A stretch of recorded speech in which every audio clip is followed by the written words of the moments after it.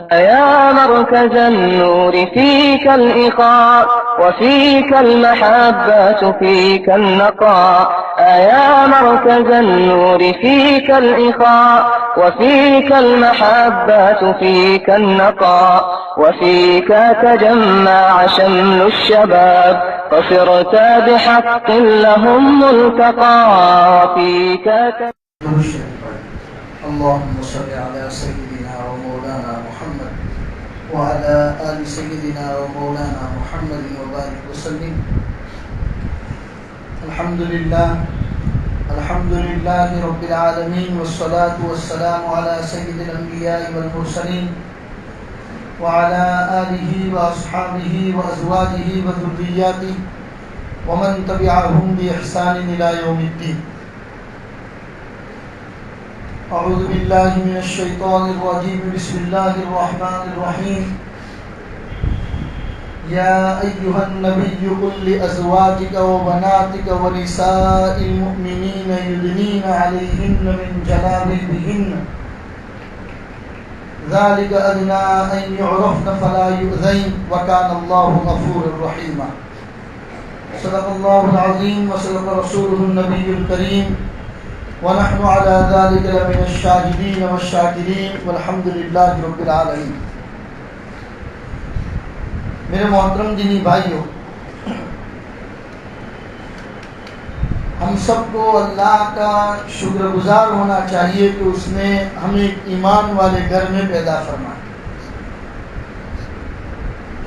اور اتنا ہی نہیں، زندگی گزارنے کے لیے قرآن جیسا مکمل اسلام کا انسائکلوپیڈیا اور محمد الرسول اللہ صلی اللہ علیہ وسلم جیسی مبارک ہستی آئیڈیل اور نمونے کے طور پر ہم سب کو عطا فرمائے، جس میں زندگی کے ہر شعبے کو تفصیل کے ساتھ بیان کیا. جو آدمی صحیح زندگی گزارنا چاہتا ہو تو قرآن اور محمد الرسول اللہ کی مبارک ذات نمونے کے طور پر ہمارے سامنے موجود ہے. اس میں سے خاص طور پر انسان، اور وہ بھی ایک عورت کی شکل میں اللہ نے جو نعمت اس کو عطا فرمائی، اس نعمت کی قدردانی اس کائنات میں سب سے پہلے اسلام نے لوگوں کو بتائی. ورنہ آقا نامدار تاجدار مدینہ محمد رسول اللہ صلی اللہ علیہ وسلم کی مبارک ہستی کی دنیا میں آنے سے پہلے عورت کے ساتھ کیا سلوک کیا جاتا تھا، معاشرے کا ایک بیکار حصہ جو اس کو سمجھا جاتا تھا، وہ مکہ اور مدینہ کی تاریخ ہمارے سامنے موجود. ایک گھر میں بچی کی پیدائش، بیٹی کی پیدائش کو اتنا عار اور شرم کی چیز محسوس کیا جاتا اور سمجھا جاتا تھا کہ باپ اپنی بیٹی کو زندہ زمین میں درگور کر دیتا تھا، زمین میں دفن کر دیتا تھا. وہ اس کے لیے اچھا سمجھا جاتا تھا قبل اس کے کہ معاشرہ اس کو بیٹی کا باپ کہہ کر بلائے. یعنی اتنی زیادہ شرم والی چیز سمجھی جاتی. عورت کی کوئی عزت نہیں تھی، معاشرے کا ایک بیکار حصہ سمجھا جاتا ہے. لیکن محمد رسول اللہ صلی اللہ علیہ وسلم کی تعلیمات نے اہل مکہ اور اہل مکہ کے بعد پوری دنیا کو یہ میسیج دیا کہ عورت اللہ کی کتنی بڑی نعمت ہے، کیونکہ یہی عورت ایک شکل میں تمہاری ماں بھی، ایک شکل میں وہ تمہاری بہن بھی ہے، ایک شکل میں وہ تمہاری بیٹی بھی ہے، اور ایک شکل میں وہ تمہاری بیوی بھی. اس کی اہمیت بتائی، مکہ کے لوگوں کو اس کی اہمیت بتائی، فضیلتیں بتائی رسول اکرم صلی اللہ علیہ وسلم نے کہ اگر کوئی دو بچیوں کا باپ ہے اور ان کی صحیح پرورش کرتا ہے، اور پرورش کرنے کے بعد وہ جب نکاح کے قابل ہو جائے، اچھا رشتہ دیکھ کر جب اس کی شادی کروا دیتا ہے، تو رسول اکرم صلی اللہ علیہ وسلم نے فرمایا کل قیامت کے دن وہ اور میں اس طریقے سے ہوں گے. انگلی کا اشارہ کر کے فرمایا، یعنی اس آدمی کو رسول اللہ کا جیوار نصیب ہوگا، رسول اللہ کا پڑوس نصیب ہوگا. تب لوگوں کو سمجھ میں آیا کہ بیٹیاں یہ تو رحمتیں لے کر آتی ہے، اللہ کی نعمتیں لے کر آتی ہیں. اور دنیا والوں نے تجربے کی روشنی میں پھر بتایا جس گھر میں اللہ تبارک و تعالیٰ بیٹیاں اتارتا ہے اس گھر میں اللہ تبارک و تعالیٰ روزی کو دوبالا کر دیتا ہے، روزی کو دگنا کر دیتا ہے. انسان سوچ بھی نہیں پاتا کہ میں جتنا کماتا ہوں اس سے کہیں زیادہ اللہ تبارک و تعالیٰ برکت کے طور پر مجھے عطا فرماتا ہے.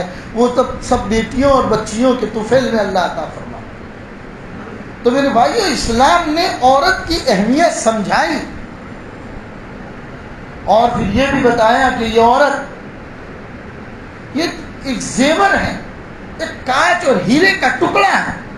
اس کو چھپا کر رکھنے کی چیز، اس کو لوگوں کے سامنے ظاہر کرنے کی چیز نہیں. پھر اس کے بعد پردے کی اہمیت کو بتایا. حجاب، پردہ کیا حیثیت رکھتا ہے وہ بتایا. نبی اکرم صلی اللہ علیہ وسلم نے اپنے ازواج مطہرات میں سے حضرت ام سلمہ رضی اللہ تعالی عنہا سے جو نکاح کیا تھا، آپ کا نکاح بھی سفر میں ہوا تھا، نکاح کا ولیمہ بھی سفر میں ہوا. خیبر کے سفر پر آپ تشریف لے جا رہے تھے، راستے میں ام سلمہ سے نکاح بھی ہوا. صحابہ سوچ رہے تھے کہ رسول اکرم صلی اللہ علیہ وسلم ام سلمہ کے ساتھ ہیں، تو کیا یہ اللہ کے رسول کی باندی ہے یا اللہ کے رسول کی بیوی ہے اور ہم سب کی ماں ہے، یعنی کہ امہات المؤمنات میں سے. اب کسی کو پوچھنے کی ہمت تو ہوتی نہیں تھی، تو ہر ایک نے سوچ لیا کہ جب کل قافلہ روانہ ہوگا تو دیکھیں گے کہ ام سلمہ یا ام میمونہ، میں ذرا بھول رہا ہوں یہاں پر، تو کہ ام سلمہ رضی اللہ تعالیٰ عنہ اللہ کے رسول کے ساتھ حضور کی جو سواری ہے اس سواری میں چلتی ہیں یا دیگر عورتوں کے ساتھ چلتی ہیں. اگر وہ دیگر عورتوں کے ساتھ سفر کرے گی تو ہم سمجھ جائیں گے کہ یہ اللہ کے رسول کی باندی ہے. اور اگر یہ اللہ کے رسول کا سفر کی جو جگہ ہے، حضور جس جگہ پر بیٹھ کر سفر کرتے ہیں اس میں بیٹھ کر اگر یہ سفر کرے گی تو ہم سمجھیں گے کہ ہم سب کی ماں یعنی کہ امہات المومنات میں سے. چنانچہ دوسرے دن جب قافلہ روانہ ہوا تو اللہ کے رسول نے اپنی سواری کے پیچھے ام سلمہ کے بیٹھنے کا انتظام کیا. صحابہ سمجھ گئے کہ یہ ہم سب کی امہات المومنات میں سے، یعنی پردے کے اہتمام سے صحابہ نے اس بات کو سمجھ لیا کہ امہات المومنات میں سے. اور شروع میں جب تک پردے کی آیات اتری نہیں تھی تب بار بار حضرت سیدنا عمر فاروق رضی اللہ تعالیٰ عنہ رسول اکرم صلی اللہ علیہ وسلم کی خدمت میں آ کے کہا کرتے تھے، یا رسول اللہ، عورتوں کو پردے کا کوئی نہ کوئی حکم ہونا چاہیے. مجھے یہ مدینہ کے یہودیوں کی نگاہیں اچھی نہیں لگتی. حضرت عمر یوں فرمایا کرتے ہیں، یہ مدینہ کے جو یہودی لوگ ہیں ان کی نگاہیں اچھی نہیں ہیں، یہ نظروں کے اچھے نہیں ہیں، اس لیے میں چاہتا ہوں کہ آپ پردے کا کوئی حکم ہمارے مدینہ کی ان عورتوں کے لیے اتاریں. اللہ کے رسول کوئی بات اپنی ذات سے تو کہتے نہیں، جو بھی کہتے تھے اللہ کی طرف سے آتا تھا. قرآن میں اللہ نے فرما دیا وَمَا يَنْطِقُ عَنِ الْهَوَىٰ، کوئی بات اللہ کے رسول اپنے سے نہیں کہتے، جو بھی فرماتے ہیں وہ اللہ کی اتاری ہوئی بات ہوتی. حضرت عمر کی طرف سے اللہ کے رسول کو پردے کی بات کہنا اتنی کثرت کے ساتھ ہوا کہ اللہ تبارک و تعالیٰ نے آیتیں اتاری. اور وہ آیت جو میں نے آپ کے سامنے شروع میں پڑھی، یا ایھا الذین آمنوا قل لازواجک وبناتک ونساء المؤمنین، اے ایمان والو اپنی عورتوں کو، اپنی بیٹیوں کو اور مومن عورتوں سے کہو یدنین علیہن من جلابیبہن، یدنین علیہن من جلابیبہن، ان عورتوں سے کہو کہ جب اپنے گھر سے نکلا کرے تو اپنے بدن پر جلباب ڈالا کرے.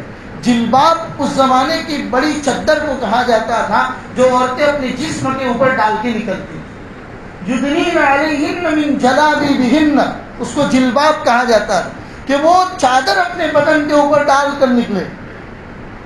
کیوں؟ تاکہ مدینہ کے یہ یہودی سمجھ لیں کہ یہ مسلمان کی عورتیں ہیں، تاکہ ان کی طرف نہ نگاہ ڈالیں نہ ان کو ستائے، اور ہماری عورتیں کسی اور کے ہوس کا شکار ہونے سے محفوظ ہو جائیں. یدنین علیہن من جلابیبہن ذالک ادنی ان یعرفن فلا یؤذین، یہ اچھا ہے تاکہ مسلمان عورتیں دور سے پہچان لی جائے، پھر وہ تکلیف نہ پہنچائی جائے۔ ان اللہ کان غفورا رحیما، اللہ بڑا معاف کرنے والا، رحم کرنے والا۔ تو یہ بہت ساری آیتیں ہیں بھائی۔ میں مستقل ایک آرٹیکل میں نے مجھے ایک میگزین کے اندر لکھ کر بھیجنا تھا آرٹیکل، تو میں نے یہ آرٹیکل تیار کیا تھا، تو اس میں قرآن کریم کی ان آیتوں کو میں مستقل لکھ کر لایا، جس میں اللہ تبارک و تعالیٰ فرماتے، دوسری آیت سورۃ الاحزاب کی ہے، وَإِذَا سَأَلْتُمُوهُنَّ مَتَاعًا فَاسْأَلُوهُنَّ مِنْ وَرَاءِ حِجَابٍ۔ اللہ تبارک و تعالیٰ مسلمانوں کو فرماتے ہیں، مسلمان جب تم نبی کی عورتوں کے پاس سے کوئی چیز تمہیں اگر چاہیے، فَاسْأَلُوهُنَّ مِنْ وَرَاءِ حِجَابٍ، تو پردے کے سائڈ میں کھڑے ہو کے مانگا کرو۔ اللہ کے رسول کے گھر اگر تمہیں جانا ہو اور ازواج مطہرات سے کسی چیز کی ضرورت ہے تو تم پردے کے پیچھے کھڑے رہو اور پردے کے پیچھے سے مانگا کرو۔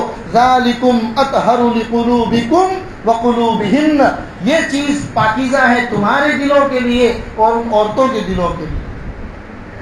اسی آیت کے پیچھے 22ویں پارے سورۃ الاحزاب میں جس وقت نبی اکرم صلی اللہ علیہ وسلم نے حضرت زینب رضی اللہ تعالی عنہا سے نکاح فرمایا تو حضور نے ولیمے کا انتظام کیا تھا، صحابہ کھانے کے لیے تشریف لائے، ولیمے کے طور پر تشریف لائے۔ کھانے کے بعد لوگ وہیں پر بیٹھے بیٹھے باتیں کرنے لگے۔ اللہ کے رسول صلی اللہ علیہ وسلم چاہ رہے تھے کہ بھئی اگر یہ لوگ کھانے سے فارغ ہو جائے تو اٹھ کر اپنے گھر چلے جائیں تاکہ میں اپنی بیوی سے ملاقات کروں، لیکن لوگ اپنی باتوں میں مشغول ہیں اور یہ چیز اللہ کے رسول کو تکلیف پہنچا رہی۔ اللہ تبارک و تعالیٰ نے آیت اتاری، 22ویں پارے کی آیت، اللہ نے آیت اتار دی اور مومنین کو حکم دیا کہ جب کھانے سے فارغ ہو جاؤ تو اپنے اپنے گھر چلے جاؤ۔ تمہیں پتہ بھی ہے کہ تمہارے بیٹھے رہنے کی وجہ سے، باتیں کرنے کی وجہ سے آقا انعامدار تاجدار مدینہ کو تکلیف ہو رہی۔ اسی طریقے سے قرآن کریم کی ایک آیت ہے جس میں 18ویں پارے سورۃ النور کی آیت ہے، لمبی آیت ہے کہ جس میں عورت کے لیے تمام کن کن لوگوں سے پردہ کرنا ہے، کن سے پردہ نہیں ہے، وہ پورے احکام اتارے۔ خاص طور پر اس کے شروع کی جو جز ہے میں آپ کو پڑھ کر سناؤں، قُل لِّلْمُؤْمِنِينَ يَغُضُّوا مِنْ أَبْصَارِهِمْ وَيَحْفَظُوا فُرُوجَهُمْ، مومنین سے کہہ دیجئے کہ اپنی نگاہوں کو نیچی رکھے اور اپنی شرمگاہوں کی حفاظت کرے۔ وَقُل لِّلْمُؤْمِنَاتِ يَغْضُضْنَ مِنْ أَبْصَارِهِنَّ وَيَحْفَظْنَ فُرُوجَهُنَّ، اسی طریقے سے مومن عورتوں سے بھی کہہ دیجئے کہ وہ اپنی نگاہوں کو نیچی رکھیں اور اپنی شرمگاہوں کی حفاظت کریں۔ یہ بیان کرنے کے بعد اللہ تبارک و تعالیٰ نے فرمایا اور انہیں کہیے وَلَا يُبْدِينَ زِينَتَهُنَّ إِلَّا مَا ظَهَرَ مِنْهُنَّ، اپنی زینت کو، اپنے بنا و سنگار کو لوگوں کے سامنے ظاہر نہ کرے۔ وَلْيَضْرِبْنَ بِخُمُورِهِنَّ عَلَى جُيُوبِهِنَّ، اور جب بھی گھر سے نکلے تو اپنے سینے کے اوپر دوپٹہ ڈال دیا۔ یہ ایک ایمان والوں کو پردے کی اہمیت دلانے کے لیے بہت بڑی تعلیم ہے میرے بھائی۔ آج ہماری عورتیں اس سے دن بدن دور ہوتی چلی جا رہی، اللہ ہماری اس کوتاہی کو معاف فرمائے۔ یہ وہ ابتدائی آیتیں ہیں، پردے کی ابتدائی آیتیں ہیں، نیا نیا پردے کا حکم ابھی مدینہ کی سرزمین پر محمد رسول اللہ کے واسطے سے اتر رہا ہے۔ اس وقت یہ کہا جا رہا ہے کہ گھر سے نکلے تو اپنے سینے کے اوپر دوپٹے کو ڈال کے نکلے۔ اور آگے پوری آیت بیان کرنے کے بعد اخیر میں فرمایا، میں اس کا ترجمہ آپ کو پڑھواؤں، اللہ کے رسول فرماتے ہیں کہ اللہ تبارک و تعالیٰ کا حکم ہے، اے نبی آپ مسلمان مردوں سے کہہ دیجئے کہ اپنی نگاہوں کو نیچی رکھیں، اپنے شرمگاہوں کی حفاظت کریں، یہ ان کے لیے زیادہ صفائی کی بات ہے۔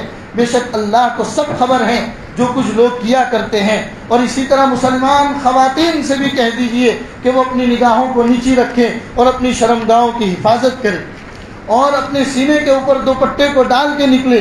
اور آخر میں جو بات بڑی پتے کی بات بتائی، اور اپنے پاؤں کو زمین پر زور سے نہ مارے کہ ان کا مخفی زیور ظاہر ہو جائے۔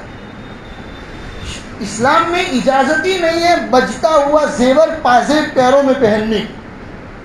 لوگ احتیاط کرتے اپنی چھوٹی بچیوں کو بھی پازیب، بجتا ہوا پازیب پہنانے کی، اور آج کل ہے کہ بڑی عمر کی عورتیں بھی بجتا ہوا پازیب پہن کر نکلتی ہیں۔ فرمایا تمہیں پتہ بھی ہے تمہارا پازیب، پیر کا پازیب جب بجتا ہے تو شیطان مردوں کی کانوں کو اور نگاہوں کو تمہاری طرف متوجہ کر دیتا ہے۔ کیونکہ عورت جب بنا و سنگار کر کے باہر نکلتی ہے تو شیطان اس کے ساتھ باہر نکلتا ہے اور لوگوں کی نگاہوں کو اس عورت کی طرف متوجہ کرواتا ہے۔ تو فرمایا کہ اپنے پیروں کو زور سے نہ مارو کہ جس کی وجہ سے تمہارا مخفی زیور ظاہر ہو جائے۔ اے مسلمانوں، تم سب اللہ کے سامنے توبہ کرو تاکہ تم نجات پا جاؤ۔ اور ایک جگہ پر حضرت ابن عمر رضی اللہ تعالیٰ عنہ کی روایت ہے، وہ فرماتے المرأۃ عورۃ، عورت ایک چھپانے کی چیز ہے، فإنها إذا خرجت من بيتها استشرفها الشیطان، اس لیے کہ جب وہ اپنے گھر سے باہر نکلتی ہے تو شیطان اس کو تاکنے لگتا ہے، شیطان اس کو تاکتا ہے، شیطان اس کو تاکنے لگتا ہے۔ اور یہ بات یقینی ہے کہ عورت اس وقت سب سے زیادہ اللہ کے قریب ہوتی ہے جب وہ اپنے گھر کے اندر ہوتی ہے۔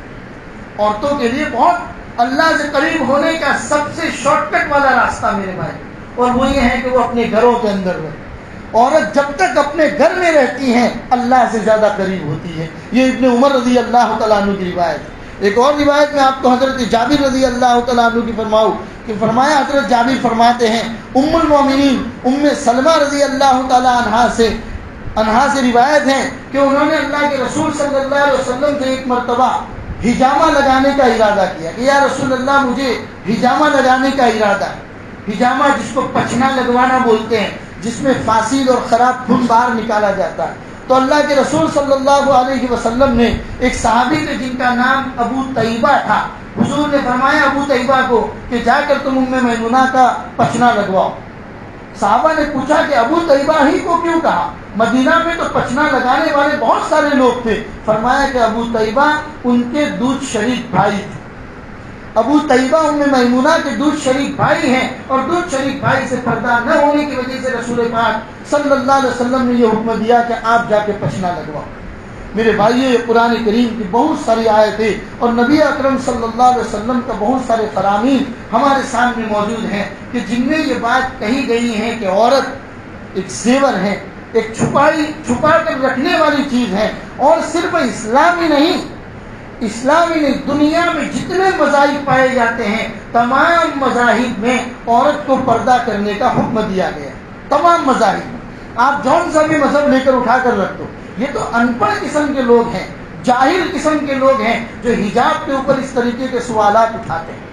کالجز میں پڑھنے والی بچیاں جو پردے میں رہ کر عمدہ اور اچھی تعلیم حاصل کرنا چاہتی ہیں، ان کے خلاف یہ لوگ جو آواز اٹھاتے ہیں، یہ انتہائی جاہل اور معاشرے کا ایک ناپاک اور سب سے برا خون کا قطرہ ہے کہ جو یہ چاہتے ہیں، جو عورتوں کی عزت کرنا نہیں جانتے، اس وجہ سے وہ پردوں کے اوپر سوالات اٹھاتے ہیں۔ ورنہ دنیا کا کون سا بھی مذہب آپ اٹھا کر لے، ہر مذہب کے اندر عورت ایک قابل احترام چیز مانی گئی ہے۔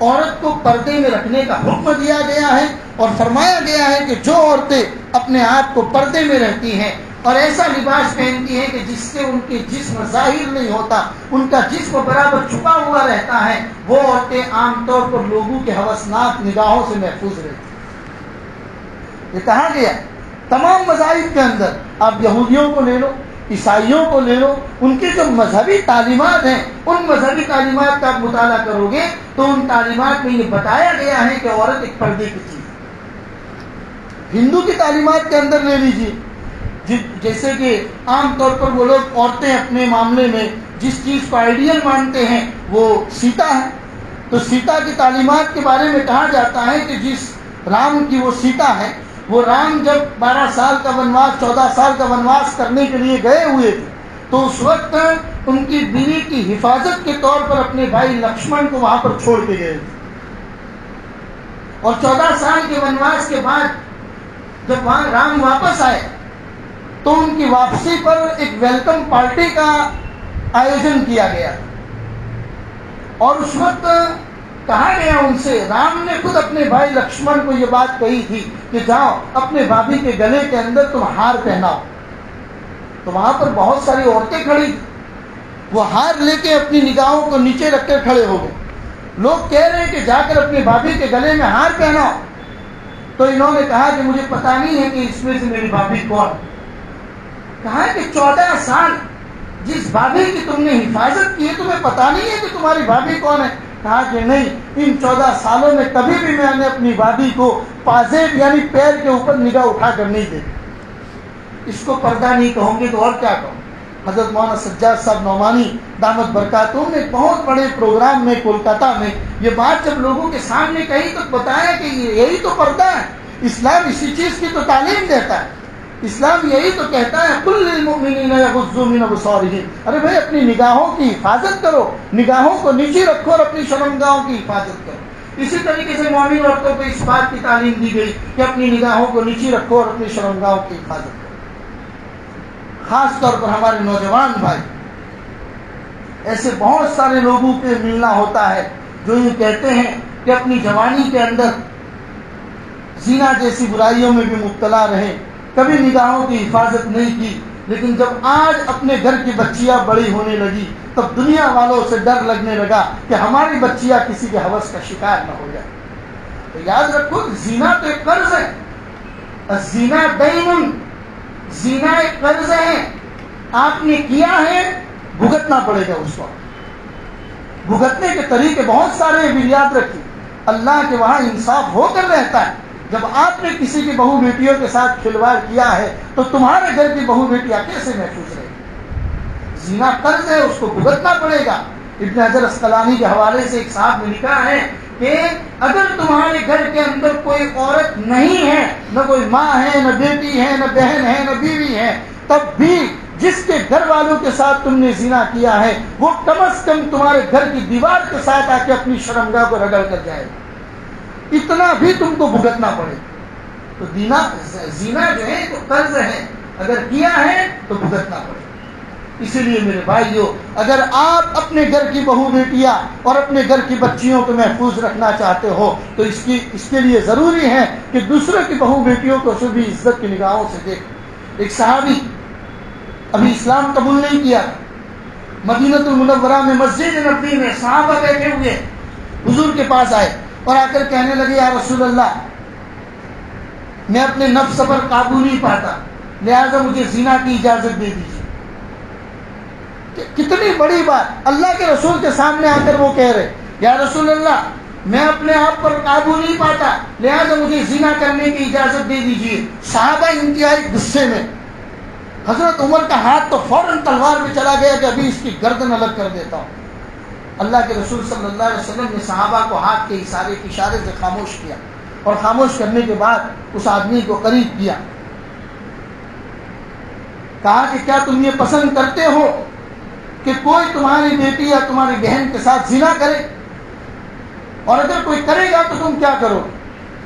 تو وہ آدمی ہاتھ بگولا ہو گیا اور کہنے لگا میں کیسے پسند کر سکتا ہوں کہ کوئی میرے گھر کی مستورات کے ساتھ کوئی اس طرح کی غلط حرکت کرے۔ تو حضور نے فرمایا تم جس کے ساتھ غلط حرکت کرنے کی اجازت مانگتے ہو کیا وہ کسی کی بہو بیٹی نہیں؟ اس آدمی کو فوراً وہ بات سمجھ میں آ گئی، انہوں نے اسلام قبول کر لیا اور اللہ کے رسول کی مجلس میں اسی وقت توبہ کر۔ تو لہذا میرے بھائیوں، اگر اپنے گھر کی بیٹیاں محفوظ کرنا چاہتے ہو، جب بیٹیوں کے باپ بنتے ہیں، بچیوں کے باپ بنتے ہیں، تو ضروری ہے کہ اپنے بچیوں کی حفاظت کرو، اور اپنے بچیوں کی حفاظت سب سے پہلے اپنی نگاہوں سے ہوتی ہے۔ جس دن آپ اپنی نگاہوں کی حفاظت کرو گے، اللہ نے وعدہ کیا ہے کہ تمہارے گھر کی بہو بیٹیاں محفوظ رہیں گی۔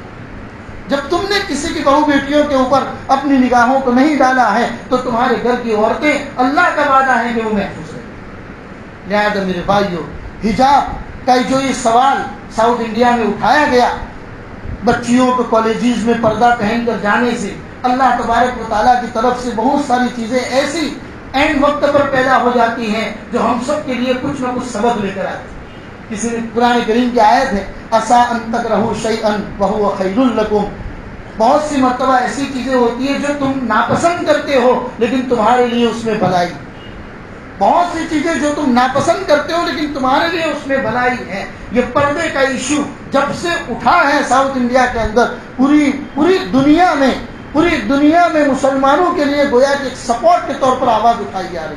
کویت اسمبلی میں آواز اٹھائی گئی، قطر کی اسمبلی میں آواز اٹھائی گئی، انڈیا کے دودھاواس کے باہر لوگوں نے مختلف ریلیاں نکالی اور کہا کہ کیا بات ہے، اگر آپ حجاب کے اوپر پابندی لگاتے ہو تو سندور پر بھی پابندی لگانی پڑے گی، کراس جو پہن کر آپ جاتے ہو اس پر بھی پابندی لگانی پڑے گی. تمہاری دفاتر، تمہاری آفسوں کے اندر جتنی مورتیوں کے فوٹو رکھے جاتے ہیں تمام پر پابندی لگانی پڑے گی. حجاب تو عورتوں کو محفوظ کرنے کے لیے ہوتا ہے، یہ تو عزت اور آبرو کی حفاظت کرتا ہے. اور یہ بات کی تعلیم اسلام نے 1400 سال پہلے محمد رسول اللہ کے واسطے سے ہم سب کو عطا فرمائی ہے میرے بھائی.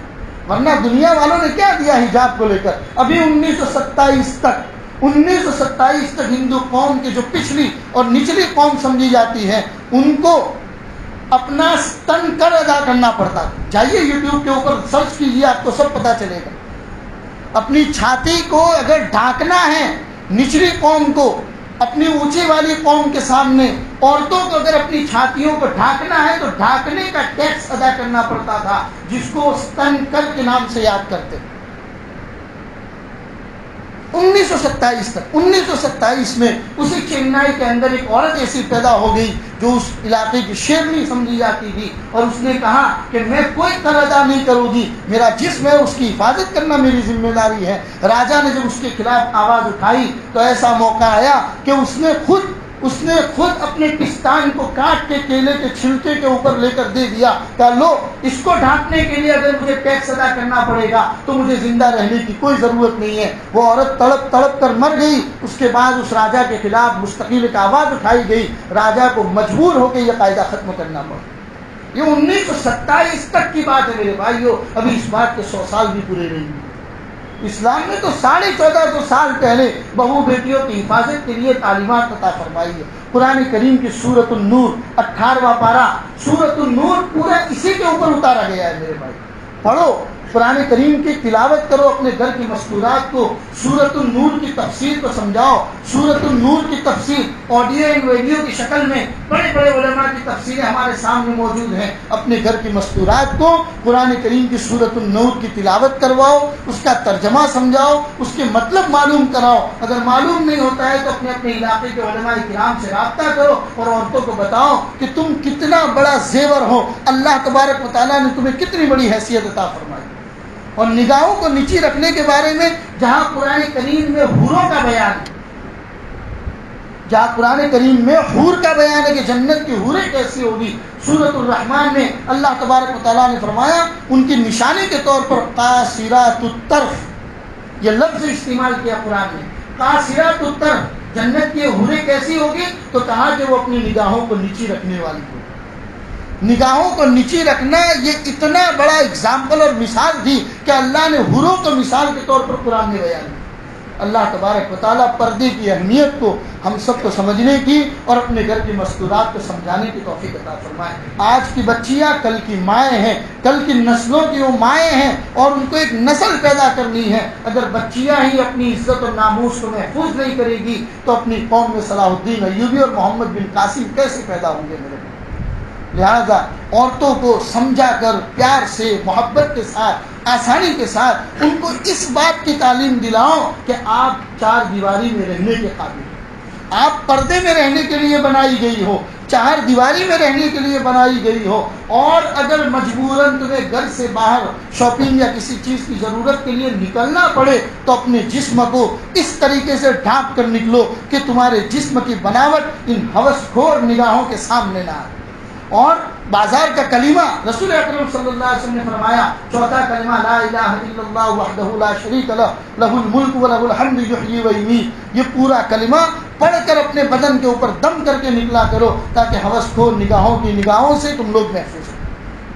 میرے بھائیوں، خاص طور پر آج کی یہی تعلیم ہے کہ سورۃ النور کہ جس میں قرآن کریم نے اللہ تبارک و تعالیٰ نے عورتوں کی اہمیت دلانے کے لیے، پردے کی اہمیت دلانے کے لیے جو آیتیں اتاری ہیں، یہ آیتیں ہمارے گھر کی مستورات، ہمارے گھر کی بچیاں ان آیتوں کو پڑھے، اس کے معنی اور مطلب کو سمجھے تاکہ کم از کم ان کو کچھ اور نہ صحیح تو اپنی حیثیت معلوم ہو جائے. جس انسان کو اپنی حیثیت معلوم ہو جاتی ہے پھر کوئی دوسرا اس کو بھٹکانے کی کوشش نہیں کر سکتا. جس کو کسی شاعر نے کہا ہے، اپنے من میں ڈوب کر پاجا سراغ زندگی، اپنے من میں ڈوب کر پاجا سراغ زندگی، تو میرا نہیں بنتا تو نہ بن، اپنا تو بن، یعنی انسان کم از کم اپنی حیثیت کو پہچانے۔ اللہ تبارک و تعالی ہماری بچیوں کو، ہماری مستورات کو محفوظ فرمائے اور پردے میں رہنے کی تعلیم عطا فرمائے، اور ہم مردوں کو بھی اپنی نگاہوں کی حفاظت اور اپنے شرمگاہوں کی حفاظت کی توفیق عطا فرمائے۔ وصلی اللہ علی النبی الکریم وعلی آلہ واصحابہ اجمعین برحمتک یا ارحم الراحمین۔